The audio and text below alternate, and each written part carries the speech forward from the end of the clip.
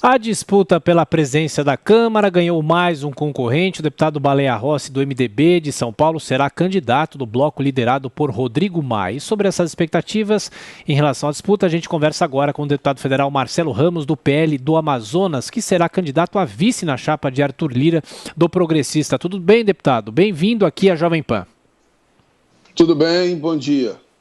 Aliás, deputado, eu tenho aqui um tweet do senhor, depois da decisão ontem, o senhor disse o seguinte: jogo definido, a eleição da Câmara será governo assumido versus governo envergonhado. Arthur Lira, do PP, 88% dos votos com o governo. Baleia Rossi, do MDB, 90% dos votos com o governo. A sorte está lançada. E essa escolha de ontem embaralha de que forma esse jogo, a corrida pela presidência da Câmara? Como é que vão ficar os governistas? O que o senhor espera? Eu acho que os fatos, eles tornam irrefutável, incontestável, que o deputado Arthur Lira não é alguém que entregaria a Câmara ao Poder Executivo e da mesma forma que o deputado Baleia Rossi não é um deputado de oposição. O deputado Baleia Rossi é um deputado do MDB, do partido que articulou o impeachment da presidente Dilma, e durante esse mandato do presidente Bolsonaro tem mais fidelidade nos votos ao governo do presidente Bolsonaro do que o próprio deputado Arthur Lira. Então, você não tem candidatura de oposição. Você tem duas candidaturas da base do governo que agora vão disputar voto a voto a eleição da casa. Acho que a confirmação do nome do presidente Rodrigo Maia coloca as cartas na mesa. O presidente Rodrigo Maia sempre jogou com a possibilidade de ele mesmo ser candidato. Quando o STF retirou essa possibilidade, ele teve muita dificuldade de chegar a um nome de consenso. Vamos esperar agora para ver se o bloco se confirma em torno da candidatura do deputado Baleia Rossi. A informação que nós temos é que o PSB não consegue construir a maioria necessária para aderir ao bloco, o PSL tem dificuldade de conseguir a maioria necessária para aderir ao bloco, e caso o MDB mantenha a candidatura no Senado, o próprio DEM do deputado Rodrigo Maia terá muita dificuldade de aderir a esse bloco. Deputado, aí em Brasília, quem acompanha também todos os lances desta corrida presidencial é José Maria Trindade, que faz a próxima pergunta. Diga, Zé Maria. Pois é, deputado, muito bom dia. Deputado, eu vejo aí duas novidades. A primeira é de se construir um bloco, ou seja, construir eleitores e depois o candidato. Geralmente é o contrário, se lança um candidato e sai em busca de apoiadores. Essa é uma novidade. E a outra é esta polarização já de início. A impressão que eu tenho é que nós estamos vivendo o segundo turno das eleições da Câmara dos Deputados já no primeiro turno. É uma polarização interessante. E pelo que o senhor está avaliando, e eu concordo, não está definido ainda o nome do presidente da Câmara. Ou seja, o bloco, apesar da maioria matemática, não tem essa facilidade toda para ganhar a Câmara, não.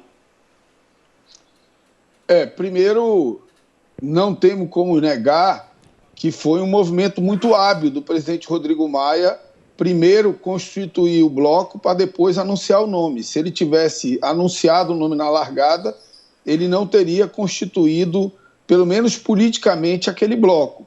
O segundo aspecto relevante é que formalmente os blocos ainda não estão constituídos e as pessoas não estão levando em consideração um elemento fundamental. O que faz um partido aderir ao bloco por força do regimento não é a declaração do presidente do partido e muito menos a declaração do líder do partido. É a manifestação expressa da maioria absoluta da bancada. Então, vamos pegar o PSB, por exemplo. O PSB tem uma declaração do presidente do partido, tem uma declaração do líder do partido, mas não tem 16 assinaturas, que é a maioria absoluta de 31, eles têm 31 deputados, não tem 16 assinaturas para aderir ao bloco. O PSL, como eu bem disse, também tem dificuldade de alcançar as 28 assinaturas. Então, até que os blocos sejam formalizados, essas manifestações de blocos são meramente manifestações políticas que dependem da comprovação formal. Além disso, como você bem disse, o voto é secreto. Você ter um bloco na sua base não significa que você terá todos os votos daquele partido. Então, acho que é uma eleição em disputa, uma eleição objetivamente polarizada. Dificilmente nós teremos um segundo turno, a não ser que a candidatura, por exemplo, do deputado Fábio Ramalho se confirme e tenha ali por volta de 50 votos, e a eleição entre Arthur e Baleia seja muito acirrada, a tendência é que seja uma eleição resolvida no primeiro turno. Deputado, agora a pergunta de Paulo Figueiredo.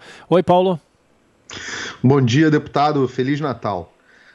Nesse último mandato do presidente Rodrigo Maia, nós tivemos uma Câmara totalmente desalinhada com a presidência da República, né? Até segundo o ministro Paulo Guedes, o deputado Rodrigo Maia teria participado de um complô para derrubar o presidente da República. Com isso, o parlamento está tendo muitas dificuldades de aprovar as reformas que o Brasil vem pedindo. Até agora a gente está aí esperando, vocês estão com reforma da reforma tributária, reforma administrativa, privatizações, bastante coisa aí para ser votada que a gente não consegue uma construção de consenso. Será que com essas duas candidaturas, com esses dois nomes, que supostamente são mais alinhados com o presidente, com a presidência, com o executivo, será que a gente pode ter esperança de uma relação mais harmoniosa entre os poderes e finalmente a aprovação das reformas que o Brasil quer? Paulo, eu tenho afirmado toda vez que falo desse assunto, porque o presidente Rodrigo Maia tem batido muito na tese da independência da Câmara, e eu tenho dito que desde Montesquieu, quando concebeu esse mecanismo de tripartição de poderes, de checks and balances, de freios e contrapesos entre os poderes, ele sempre falou que os poderes devem ser independentes e harmônicos. Nem só independentes e nem só harmônicos. Independentes e harmônicos. Eu acho que nessa reta final da administração do presidente Rodrigo Maia, ele perdeu um pouco essa perspectiva da harmonia e resolveu, por conta da sucessão, confrontar o Poder Executivo e trabalhar pela divisão da Câmara, o que é muito ruim.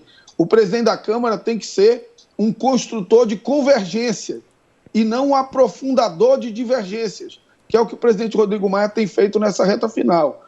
Nós aprovamos a reforma da Previdência, eu tive muita honra de presidir esse grande trabalho que foi entregue ao Brasil e blindamos a pauta econômica de todos os conflitos políticos. Vocês devem lembrar que o período de tramitação da reforma da Previdência foi o período mais duro na relação entre o Poder Legislativo e o Executivo, mas nós não deixamos que isso contaminasse uma pauta que não era nem da Câmara e nem do presidente Bolsonaro. Era uma pauta do país, necessária para o país equilibrar as contas públicas e ter uma chance de voltar a prosperar.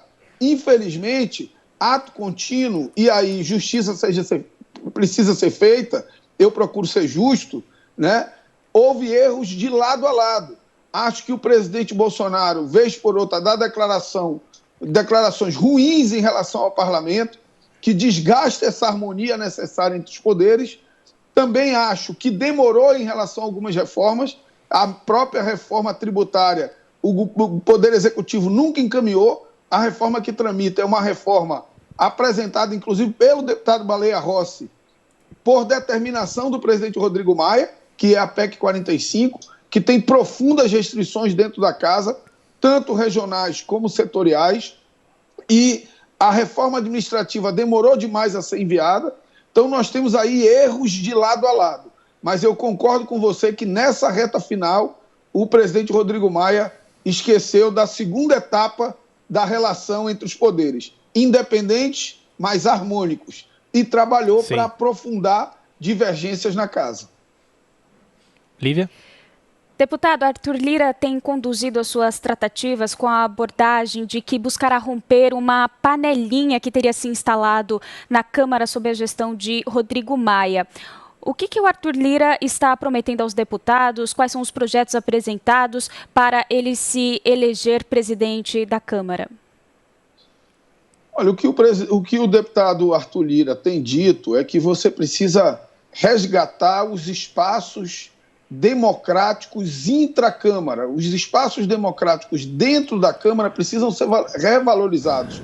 O colegiado de líderes precisa voltar a definir a pauta. A pauta não pode ser uma decisão unipessoal do presidente da Câmara. A Câmara é plural e a pauta precisa representar essa pluralidade. As relatorias também não podem ser uma decisão unipessoal do presidente da Casa. Ela precisa ser distribuída como manda o regimento, na proporcionalidade dos partidos e ouvindo os líderes partidários. Então, acho que essas são as principais mudanças que o deputado Arthur Lira tem apresentado. Mecanismos de democracia intraparlamento, garantir que os espaços e as determinações regimentais sejam cumpridas de forma que todos os deputados possam ter voz, todos os deputados possam relatar matérias, todos os deputados possam ver seus projetos chegarem até o plenário. Deputado Marcelo Ramos, do PL do Amazonas, mais uma vez, obrigado pela atenção, pela gentileza com os ouvintes, espectadores da Jovem Pan. Um bom Natal para o senhor e voltaremos a nos falar. Um abração. Muito obrigado, um bom Natal, um feliz ano novo a todos, que Deus abençoe. Muito obrigado.